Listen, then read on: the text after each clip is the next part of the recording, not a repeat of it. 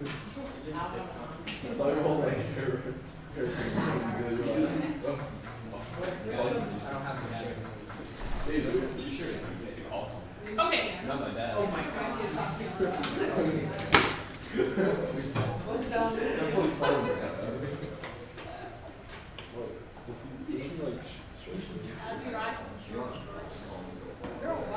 Okay, guys. So let's start with numbers, guys. Let's start with number 6. 6 and 7 are very similar. So hopefully, if we can explain 6, then 7 will be a little bit better.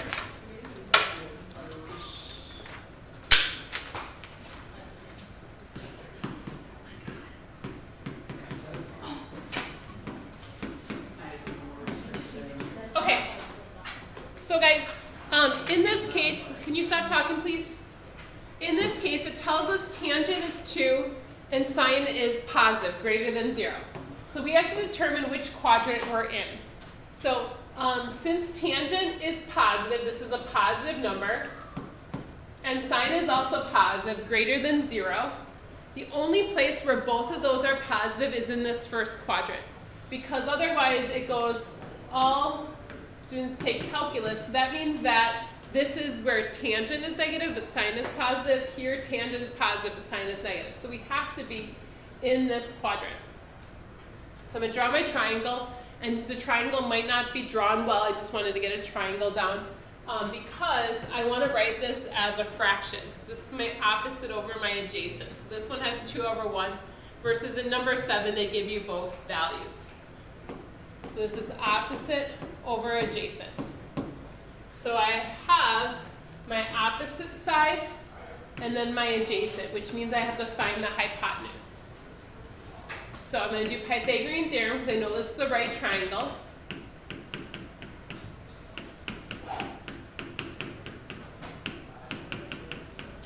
So I take the square root, and that's going to be square root of 5 for that hypotenuse.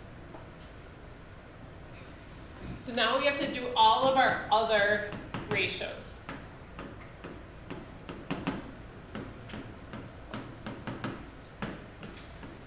Now tangent we know already. If you wrote it again, it's fine. But so for sine, we have to do opposite over hypotenuse. So the opposite side is that 2. So we're using the triangle we just talked about, 2 over square root of 5. However, I can't leave it this way because the square root of 5 can't be in the denominator. So we're going to rationalize. So 2 square roots of 5 over square root of 5 times square root of 5 is just going to be 5. So that's my sine simplified. My cosecant is, I'm just going to flip this one. So sine is the reciprocal of that, so I'm just going to flip this one over. So I didn't want to flip this one because I would have to do the rationalizing again, so I flipped it this way, and then I don't have to worry about that. Cosine is adjacent over hypotenuse. So again,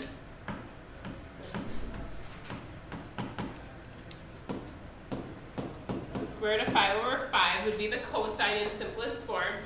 And then again, the secant, I'm going to flip this one. So you can just have the square root of 5 there.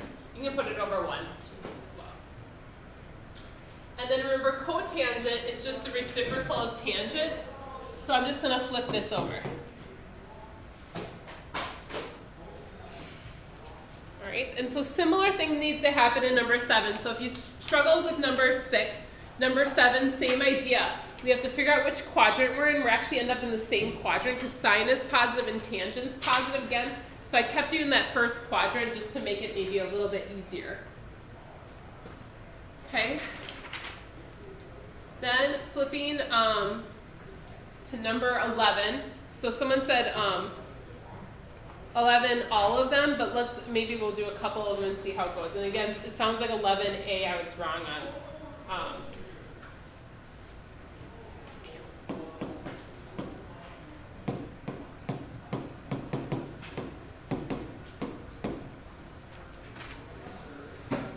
So In order to figure this out, I need to figure out what angle theta could be. So this is where I use the inverse cosine. Yeah, I don't know if I looked at that the same way you did or something. It was 77.99, so that rounds to 78. I don't know if we did, like I said, I don't know if we did the same thing. That should be 78 because it's 77.99, so 78 degrees. So if we're at 78 degrees, that's like here. I want to figure out where else cosine would be a positive 0.208. So this is 78 for cosine. All students take calculus. So it's also going to be down here because this is a positive outcome for our cosine. So I need to do a 78 degree angle down here. However, I wouldn't call that 78 here. I would have to like kind of zoom around my triangle or around my unit circle and just be 78 short of 360. And that's how we get our other value of whatever that was. Was that 282?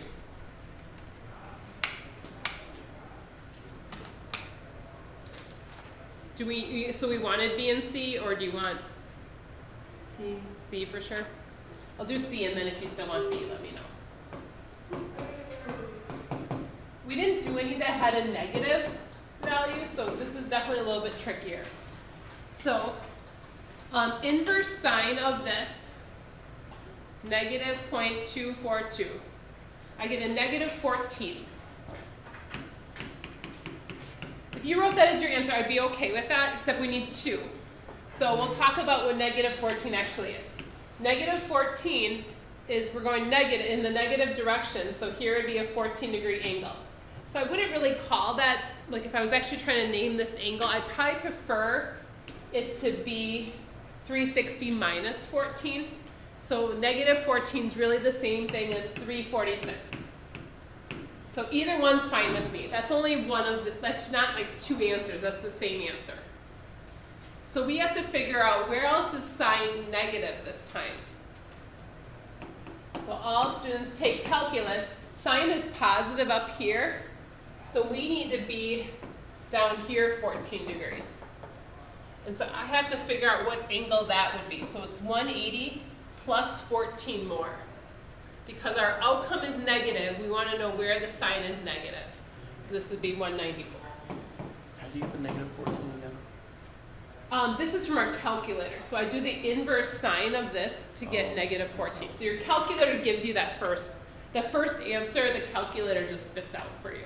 It's finding that second one that's tough. All right, questions there?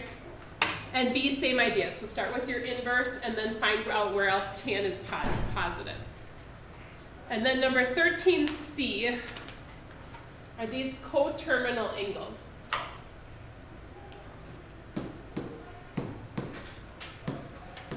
And we ran out of time at the end here. Fire drill. So 84 and 804. So 84 is like up here. So what I would think about is the fact coterminal means I can spin around and I end up in the same spot. Remember, like watching our clock and seeing that we're back here 12 hours or 24 hours from now. So this is basically, this is doing the 24-hour one. Because if I go around, I go 360 more than 84. So this would also be 444. However, I can go further. I can go spin it around again. So again, just like I was saying, why don't we all meet back here at like 1:20 or whatever that was a.m. And somebody like was wise enough to say, how about tomorrow, 24 hours later? And again, let's spin around again because we didn't quite get there. So I'm going to add 360 again to this, and then we do end up with 804. So it's just spinning around twice, and so again, basically it's like going 24 hours later is the kind of the way you're thinking of it. Yep. What was the answer for 11B? 11B, I had 68 and 248. Is that, do you still want that? Yeah.